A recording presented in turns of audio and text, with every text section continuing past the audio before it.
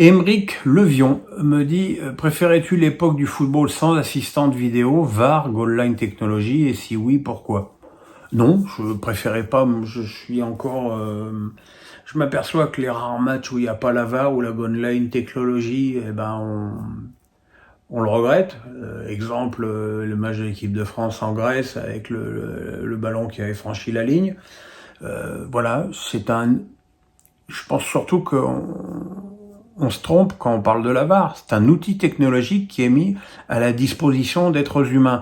Si les êtres humains qui regardent qui utilisent cette technologie sont incompétents, ça ne changera rien. Ça ne changera rien. Et puis il y a ça, et puis il y a la VAR qui n'est pas consultée quand c'est Turpin ou Frappard ou le Texier qui arbitre. Voilà, c'est un bon outil qui est foutrement mal utilisé. Anatole du 49. J'aimerais bien savoir combien de temps durent les tournages pour faire les commentaires sur FIFA, et auriez-vous une anecdote par rapport à ça? Ça prend 5 semaines quand on reprend tout du début, et il y a 15 jours d'enregistrement pour les mises à jour. C'est un enfer. C'est un enfer à faire parce que, contrairement à ce qu'on croit, on a une latitude extrêmement limitée pour improviser. Je me souviens même que pour la dernière année où j'avais enregistré, j'avais râlé parce que moi j'étais ce qu'on appelait color. Il y avait Main, c'était la voix du commentateur principal, et moi j'étais color, j'étais le consultant, quoi. Et j'avais pas un nom de joueur, je donnais pas un nom de joueur en 15 jours d'enregistrement, ce qui fait que j'étais d'ailleurs en vacances à La Baule, ils m'ont fait revenir à Paris pour faire une session d'enregistrement où je disais enfin des noms de joueurs. Donc déjà ça c'était stupide. Et puis si j'ai une anecdote, c'est que la première année où j'ai enregistré, c'était en 2016, et que j'étais déjà très malade. J'avais énormément de quintes de toux à cause de mon foie qui ne fonctionnait plus, et que ça a été très pénible, et que les gens avaient pu noter que j'étais pas très enthousiaste dans les commentaires. J'avais juste pas la force d'être plus enthousiaste que je ne l'étais. Jackie Boy me dit Jérémy Doku brille à Manchester City alors qu'à Rennes, il était intermittent. C'est dû à quoi? Aux entraînements ou à autre chose? Alors il y a plusieurs phases avec Jérémy Doku à Rennes. Il y a Jérémy Doku qui arrive, qui est une sorte de poulet sans tête qui a le ballon et qui dribble, comme les bons et les mauvais chasseurs. Lui, il dribble. Il était totalement déconnecté du collectif. Après, il a été très longtemps blessé. Comme un mec qui a été très longtemps blessé, il a mis du temps à revenir.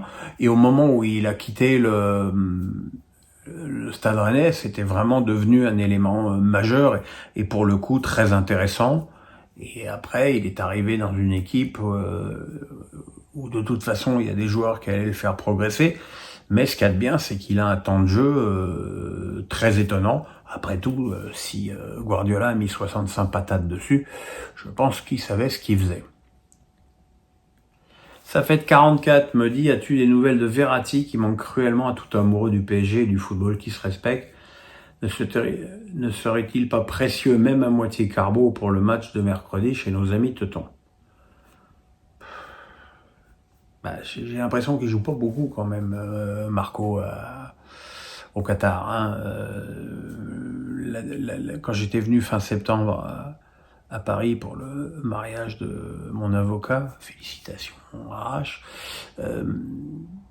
j'avais été manger dans son restaurant et il était là. Je me dis, c'est loin de Doha, quoi.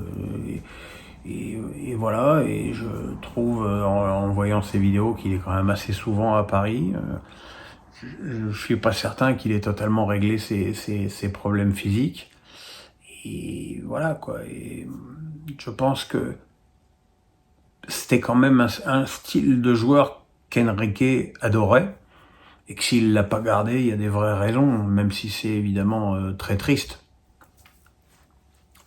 Alex Nissa du 06. Lens joue sa finale pour accéder à la Ligue Europa mardi contre Séville. Une défaite à domicile contre une équipe de Séville en crise totale et proche de la zone rouge en Liga serait-elle un gros échec pour les 100 et or? Bah oui, vu l'évolution de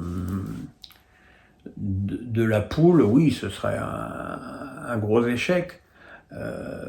Maintenant,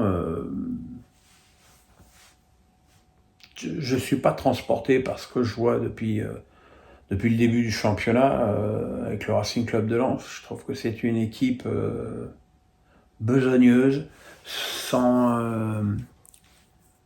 lumière offensive. Pour l'instant, l'intégration de Wai est extraordinairement compliquée. Après, derrière lui, tu as Thomasson, Sotoka ou Fujini qui sont pas vraiment des attaquants.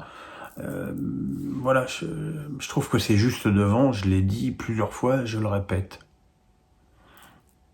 Antoine Lucho me dit depuis quelques semaines, PEA revit. Pour vous, c'est dû à quoi?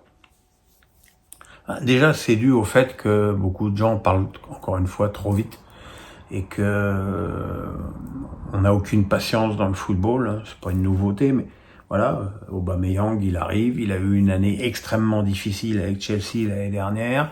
Il est arrivé dans un club à forte pression comme Marseille, qui a été tout de suite dans la difficulté avec l'élimination au tour préliminaire de Ligue des Champions, puis un début de championnat sans intérêt, et puis il y avait pas de, il y avait des joueurs sur les côtés, que ce soit Sarr ou Correa, qui étaient absolument pas au niveau de l'équipe, et depuis que Gattuso la ligne avec Vitinha devant, ben ça marche beaucoup mieux. De toute façon, il faut quand même pas se leurrer.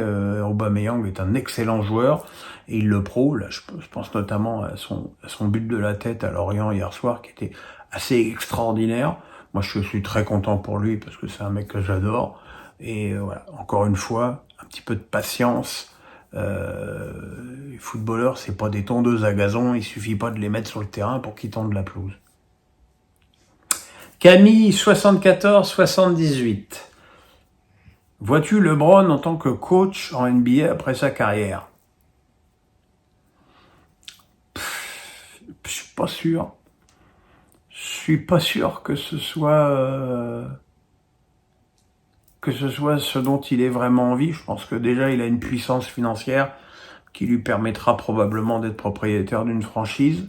Et je le verrais peut-être plus là-dedans que juste coach, parce que coach, ça veut dire que tu pars pour encore 84 matchs de saison régulière et qu'il aspirera peut-être à une autre vie. En tout cas, coach, il l'est déjà en grande partie sur le terrain.